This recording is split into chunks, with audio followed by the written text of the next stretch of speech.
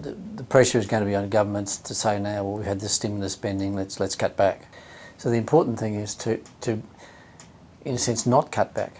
Maybe you've got to target it more, you've got to target it to those people that we've identified, but any attempt for governments to say, well, the worst is over and therefore let's forget about it would be fairly disastrous long term. There's been two groups that have been disproportionately affected. One is people aged 15 to 19, so there's been a large increase in youth unemployment. And that's a fairly standard result in a recession. The other two groups of people, in a sense, rather than just one, is those people that currently were unemployed and, in a sense, we would have thought were short-term unemployed, would have good expectations of getting a job in 6 months. Now, they haven't got a job, and their expectations are pretty poor at the moment.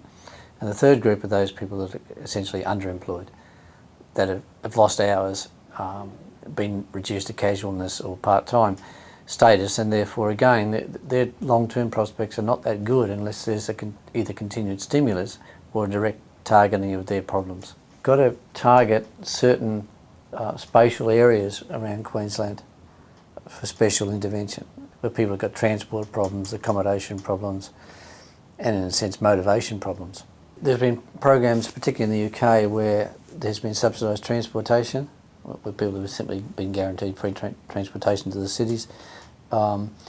There's been a kind of an audit process where certain groups that are registered as unemployed are selected for special attention, and there's a very high success rate there.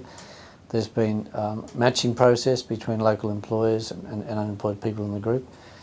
And probably one of the most successful was the mature age worker scheme that was reasonably successful in Queensland but very successful overseas, in that people again were case managed and people were writing up their profiles, what they could do, and introducing them to employers. So it was more of a personalised kind of service. Now, the studies we've done have shown that simple things like improved health, transport and better accommodation make a huge difference in terms of your likelihood of having a permanent job.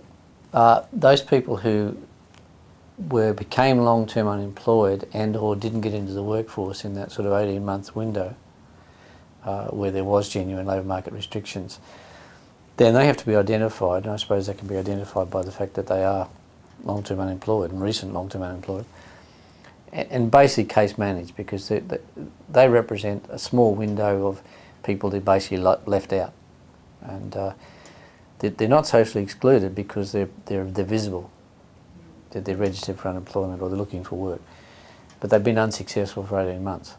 So it's pretty important to get onto those people and see what you can do about their situation in terms of retraining, or at least even giving them some traineeships, apprenticeships in the government, that kind of stuff. But there's no doubt that it's like children in education. If you catch a problem early, it's much less painful in terms of, you know, possible criminality, motivational problems, health problems.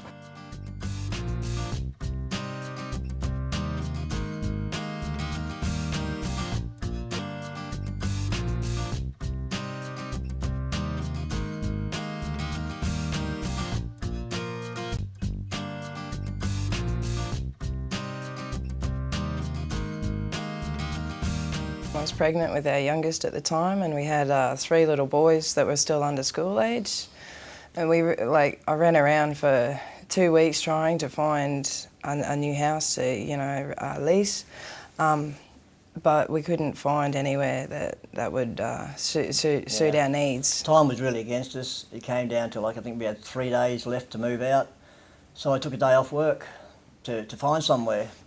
I lost my job because of it. So then we found ourselves in a situation where we were homeless and unemployed, and things just kind of deteriorated from there.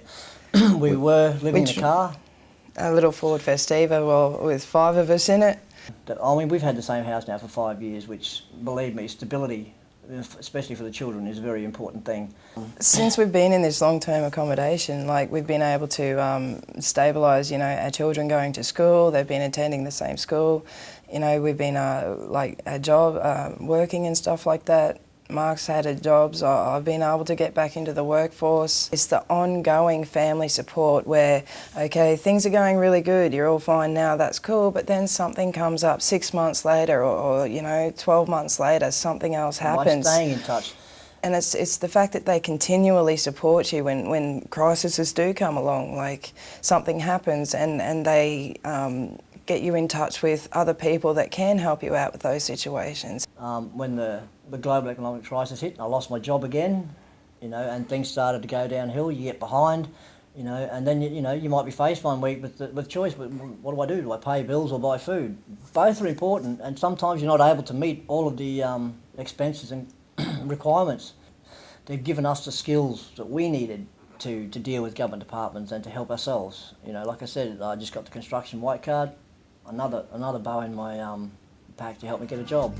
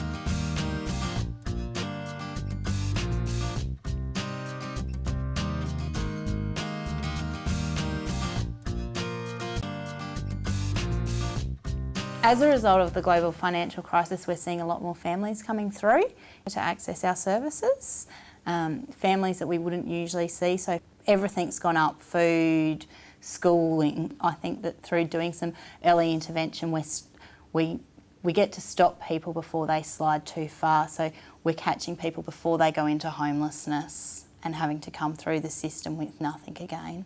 To see people engaging back in with their communities, kids going to a regular school and getting to engage in the school community. We can engage parents in education and employment in that local area.